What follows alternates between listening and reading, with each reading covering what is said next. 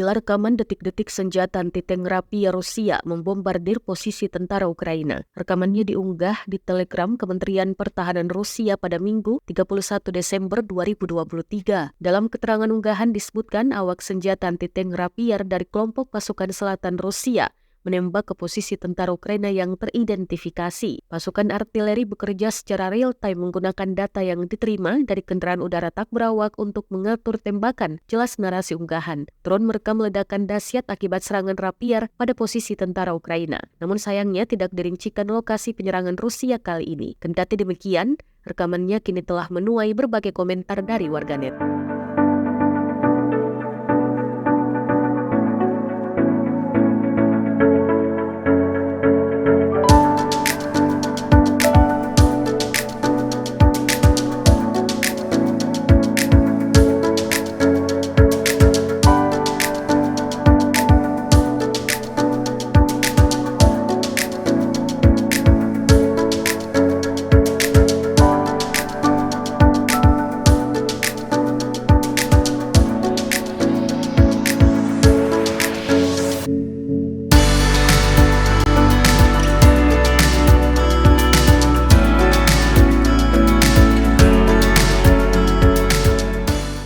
Download Tribun X sekarang, menghadirkan lokal menjadi Indonesia.